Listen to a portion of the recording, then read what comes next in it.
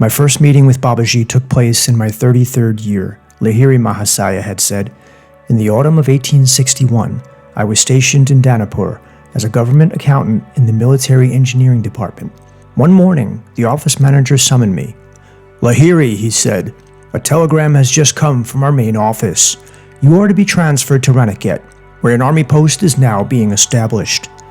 With one servant, I set out on the 500-mile trip, traveling by horse and buggy. We arrived in 30 days at the Himalayan site of Raniket. My office duties were not onerous. I was able to spend many hours roaming in the magnificent hills. A rumor reached me that great saints blessed the region with their presence.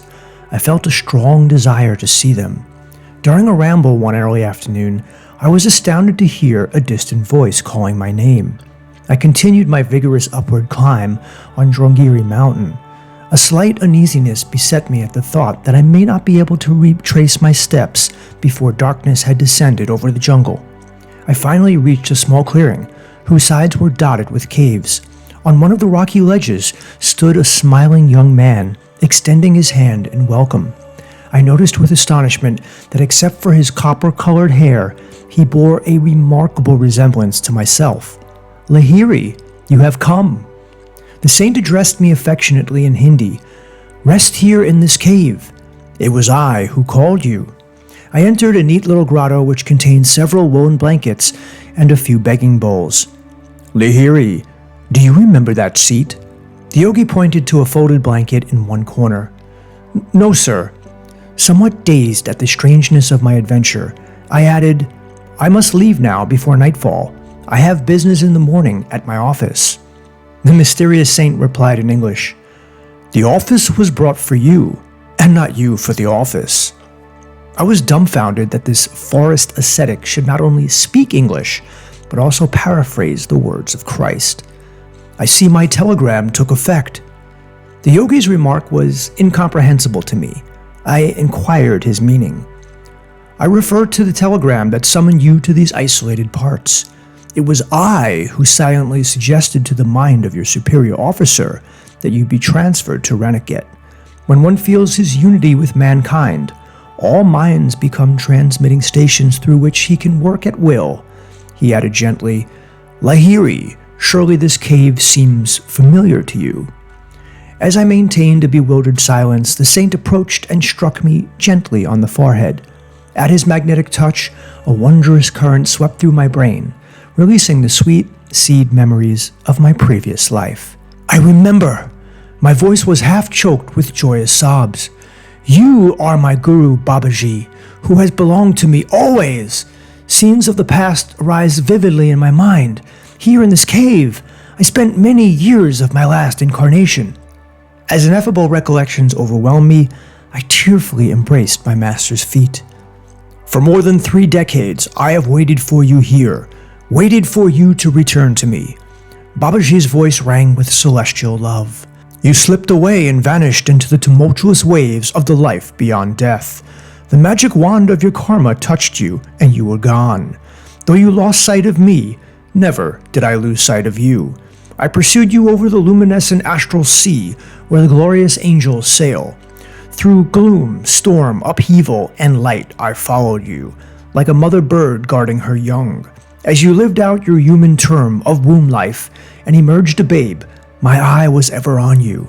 When you covered your tiny form in the lotus posture under the Nadia sands in your childhood, I was invisibly present. Patiently, month after month, year after year, I have watched over you, waiting for this perfect day. Now you are with me. Lo, here is your cave, loved of yore. I have kept it ever clean and ready for you. Here is your hollowed asana blanket, where you daily sat to fill your expanded heart with God. Behold there your bowl, from which you often drank the nectar prepared by me. See how I have kept the brass cup brightly polished, that you might drink again therefrom. My own, do you now understand?" "My guru, what can I say?" I murmured brokenly. "Where has one ever heard of such deathless love?" I gazed long and ecstatically on my eternal treasure, my guru in life and death. "Lahiri, you need purification. Drink the oil in this bowl and lie down by the river. Babaji's practical wisdom, I reflected with a quick reminiscent smile, was ever to the fore. I obeyed his directions. Though the icy Himalayan night was descending, a comforting warmth and inner radiation began to pulsate in every cell of my body. I marveled. Was the unknown oil endued with a cosmical heat? Bitter winds whipped around me in the darkness, shrieking a fierce challenge. The chill wavelets of the Gogash River lapped now and then over my body, outstretched on the rocky bank. Tigers howled nearby, but my heart was free of fear. The radiant force newly generated within me conveyed an assurance of unassailable protection. Several hours passed swiftly. Faded memories of another life wove themselves into the present brilliant pattern of reunion with my divine guru. My solitary musings were interrupted by the sound of approaching footsteps. In the darkness, a man's hand gently helped me to my feet and gave me some dry clothing. "Come, brother," my companion said. "The master awaits you." He led the way through the forest. The somber night was suddenly lit by a steady luminosity in the distance. "Can that be sunrise?" I inquired. "Surely the whole night has not passed." "The hour is midnight," my guide laughed softly. "Yonder light is the glow of a golden palace, materialized here tonight by the peerless Babaji. In the dim past, you once expressed a desire to enjoy the beauties of a palace. Our master is now satisfying your wish, thus freeing you from the bonds of karma." He added, "The magnificent palace will be the scene of your initiation tonight into Kriya Yoga.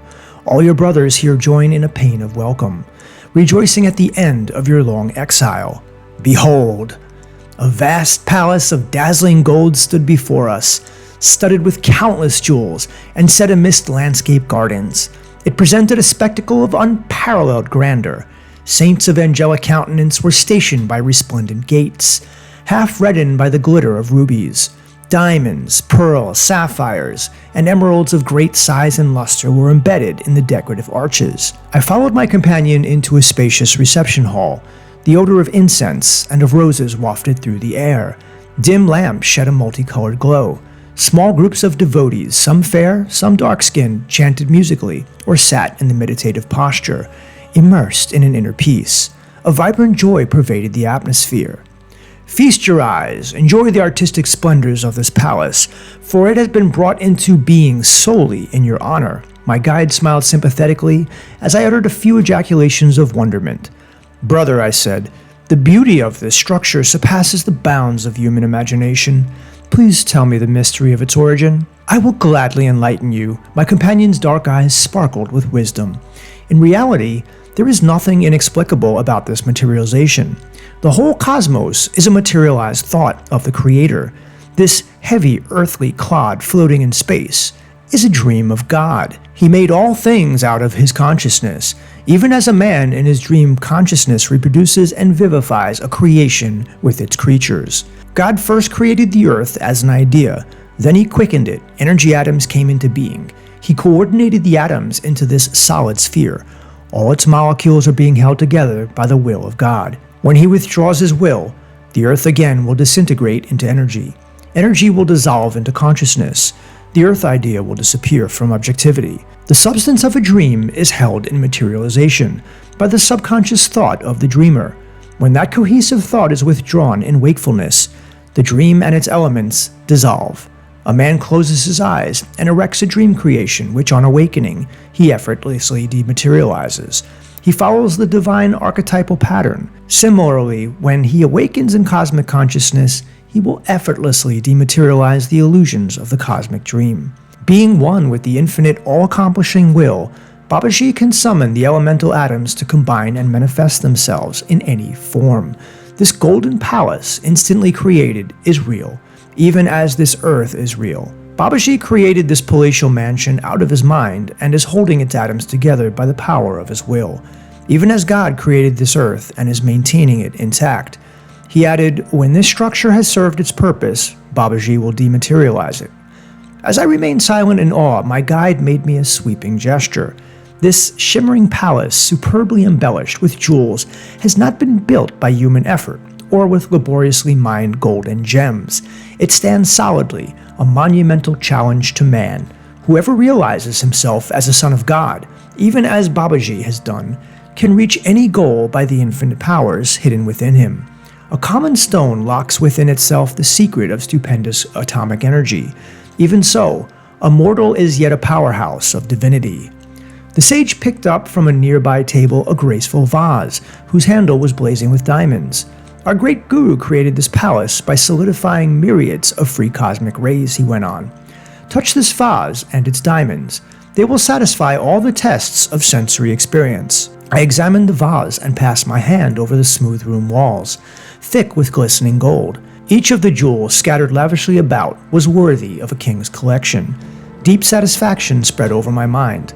A submerged desire, hidden in my subconscious from lives now gone, seemed simultaneously gratified and extinguished.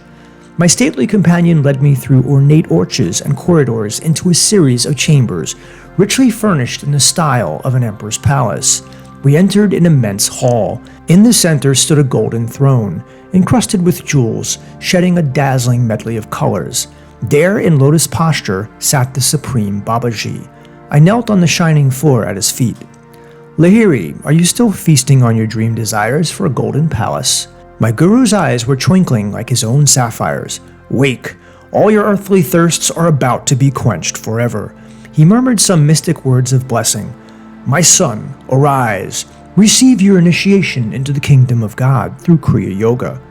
Babaji stretched out his hand. A homa or sacrificial fire appeared, surrounded by fruits and flowers. I received the liberating yogic technique before this flaming altar. The rites were completed in the early dawn. I felt no need for sleep in my ecstatic state and wandered around the palace, filled on all sides with treasures and priceless objects of art. Descending to the gorgeous gardens, I noticed nearby the same caves and barren mountain ledges which yesterday had boasted no adjacency to palace or flowered terrace. Re-entering the palace, fabulously glistening in the cold Himalayan sunlight, I sought the presence of my master. He was still enthroned, surrounded by many quiet disciples. Lahiri, are you hungry? Babaji added. Close your eyes. When I reopened them, the enchanting palace and its picturesque gardens had disappeared. My own body and the forms of Babaji and the cluster of chelas were all now seated on the bare ground, at the exact site of the vanished palace, not far from the sunlight entrances of the rocky grottos. I recalled that my guide had remarked that the palace would be dematerialized, its captive atoms released into the thought essence from which it had sprung. Although stunned, I looked trustingly at my guru. I knew not what to expect next on this day of miracles. The purpose for which the palace was created has now been served, Babaji explained. He lifted an earthen vessel from the ground.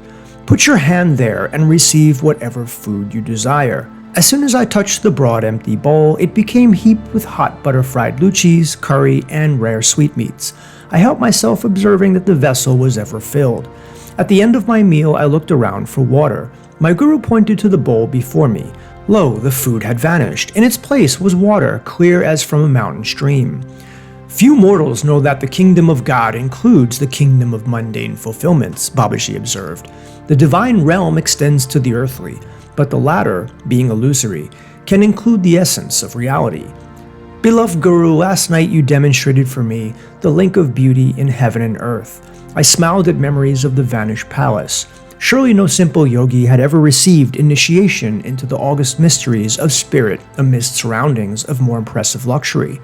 I gazed tranquilly at the stark contrast of the present scene. The gaunt ground, the sky-like roof, the caves offering primitive shelter all seemed a gracious natural setting for the seraphic saints surrounding me. I sat that afternoon on my blanket, hollowed by associations of past life realizations. My divine guru approached and passed his hand over my head. I entered the Samadhi state, remaining unbrokenly in its bliss for 7 days. Crossing the successive strata of self-knowledge, I penetrated the deathless realms of reality. All delusive limitations dropped away. My soul was fully established on the eternal altar of the cosmic spirit. On the 8th day, I fell at my guru's feet and implored him to keep me always near him in this sacred wilderness. My son, Babaji said, embracing me, your role in this incarnation must be played on an outward stage. Prenatally blessed by many lives of lonely meditation, you must now mingle in the world of men. A deep purpose underlay the fact that you did not meet me this time until you were already a married man, with modest business responsibilities. You must put aside your thoughts of joining our secret band in the Himalayas. Your life lies in the crowded marts, serving as an example of the ideal yogi householder. The cries of many bewildered worldly men and women have not fallen unheard on the ears of the great ones, he went on. You have been chosen to bring spiritual solace through Kriya Yoga to numerous earnest seekers. The millions who are encumbered by family ties and heavy worldly duties will now take new heart from you, a householder like themselves. You must guide them to see that the highest yogic attainments are not barred to the family man. Even in the world, the yogi who faithfully discharges his responsibilities without personal motive or attachment treads the sure path of enlightenment. No necessity compels you to leave the world, for inwardly you have already surrendered to its every karmic tie. Not of this world, you must yet be in it. Many years still remain during which you must conscientiously fulfill your family, business, civic, and spiritual duties. A sweet new breath of divine hope will penetrate the arid hearts of worldly men. From your balanced life, they will understand that the liberation is dependent on inner rather than outer renunciations. How remote seemed my family, the office, the world, as I listened to my guru in the high Himalayan solitudes. Yet unbreakable truth rang in his words. I submissively agreed to leave this blessed haven of peace. Babaji instructed me in the ancient rigid rules which govern the transmission of the yogic art from guru to disciple. Bestow the Kriya key only on qualified chelas, Babaji said. He who vows to sacrifice all in the quest of the divine is fit to unravel the final mysteries of life through the science of meditation. Angelic Guru, as you have already favored mankind by resurrecting the lost Kriya art, will you not increase that benefit by relaxing the strict requirements for discipleship? I gazed beseechingly at Babaji. I pray that you permit me to communicate Kriya to all seekers, even though at first they cannot vow themselves to complete inner renunciation. The tortured men and women of the world, pursued by the threefold suffering, needs special encouragement. They may never attempt the road to freedom if Kriya initiation be withheld from them. Be it so. The divine wish has been expressed through you. With these simple words, the merciful Guru banished the rigorous safeguards that for ages had kept Kriya Yoga from the world. Give Kriya freely to all who humbly ask for help. After a silence, Babaji added, repeat to each of your disciples this majestic promise from the Bhagavad Gita. Even a little bit of the practice of this religion will save you from dire fears and colossal sufferings. As I knelt the next morning at my Guru's feet for his farewell blessing, he sensed my deep reluctance to leave him. There is no separation for us, my beloved child. He touched my shoulder affectionately. Wherever you are, whenever you call me, I shall be with you instantly. Consoled by his wondrous promise and rich with the newly found gold of God wisdom, I went my way down the mountain. At the office, I was welcomed by my fellow employees, who for 10 days had thought me lost in the Himalayan jungles. A letter soon arrived from the head office. Lahiri should return to the Danapur office, it read. His transfer to Raniket occurred by error. Another man should have been sent to assume the Raniket duties. I smiled, reflecting on the hidden cross-currents in the events which had led me to this furthermost spot of India. Before returning to Danapur, I spent a few days with a Bengali family at Moradabad. A party of 6 friends gathered to greet me. As I turned the conversation to spiritual subjects, my host observed gloomily. Oh, in these days, India is destitute of saints. Babu, I protested warmly. Of course, there are still great masters in this land. In a mood of exalted fervor, I felt impelled to relate my miraculous experiences in the Himalayas. The little company was politely incredulous. Lahiri, one man said soothingly, your mind has been under a strain in those rarefied mountain airs. This is some daydream you have recounted. Burning with the enthusiasm of truth, I spoke without due thought. If I call him, my guru will appear right in this house. Interest gleamed in every eye. It was no wonder that the group was eager to behold a saint materialized in such a strange way. Half reluctantly, I asked for a quiet room and 2 new woolen blankets. The master will materialize from the ether, I said. Remain silent outside the door. I shall soon call you. I sank into the meditative state, humbly summoning my guru. The darkened room soon filled with a dim aural moonlight. The luminous figure of Babaji emerged. Lahiri, do you call me for a trifle? The master's gaze was stern. Truth is for earnest seekers, not for those of idle curiosity. It is easy to believe when one sees. There is nothing then to deny. Supersensual truth is deserved and discovered by those who overcome their natural materialistic skepticism. He added gravely, "Let me go." I fell entreatingly at his feet. "Holy Guru, I realize my serious error. I humbly ask pardon. It was to create faith in these spiritually blinded minds that I ventured to call you. Because you have graciously appeared at my prayer, please do not depart without bestowing a blessing on my friends. Unbelievers though they be, at least they were willing to investigate the truth of my strange assertions." "Very well, I will stay a while. I do not wish your word discredited before your friends." Babaji's face had softened, but he added gently, "Henceforth, my son, I shall come when you need me, and not always when you call me." Tense silence reigned in the little group when I opened the door. As if mistrusting their senses, my friends stared at the lustrous figure on the blanket seat. "This is mass hypnotism," one man laughed blatantly. "No one could possibly have entered this room without our knowledge." Babaji advanced smilingly and motioned to each one to touch the warm, solid flesh of his body. Doubts dispelled, my friends prostrated themselves on the floor in awed repentance. "Let Halua be prepared." Babaji made this request, I knew, to further assure the group of his physical reality. While the porridge was boiling, the divine guru chatted affably. Great was the metamorphosis of these doubting Thomases into devout St. Pauls. After we had eaten, Babaji blessed each of us in turn. There was a sudden flash. We witnessed the instantaneous dechemicalization of the electronic elements of Babaji's body into a spreading, vaporous light. The God-tuned willpower of the Master had loosened its grip of the other atoms held together as his body. Forthwith the trillions of tiny little life-tronic sparks faded into the infinite reservoir. With my own eyes, I have seen the conqueror of death, Maitreya. One of the group spoke reverently. His face was transfigured with the joy of his recent awakening. The Supreme Guru played with time and space as a child plays with bubbles. I have beheld one with the keys of heaven and earth.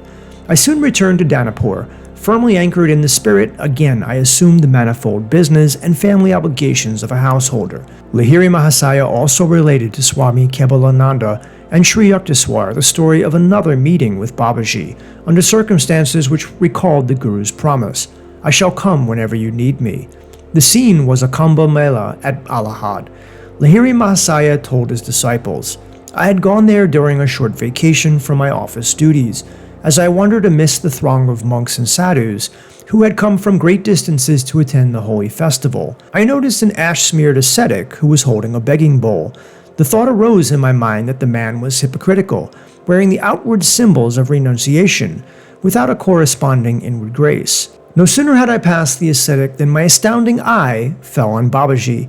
He was kneeling in front of a matted-haired anchorite. "Guruji," I hastened to his side. "Sir, what are you doing here?" "I am washing the feet of this renunciate, and then I shall clean his cooking utensils." Babaji smiled at me like a little child. I knew he was intimating that he wanted me to criticize no one, but to see the Lord as residing equally in all body temples, whether of superior or inferior men. The great Guru added, "By serving wise and ignorant sadhus, I am learning the greatest of virtues, pleasing to God above all others, humility."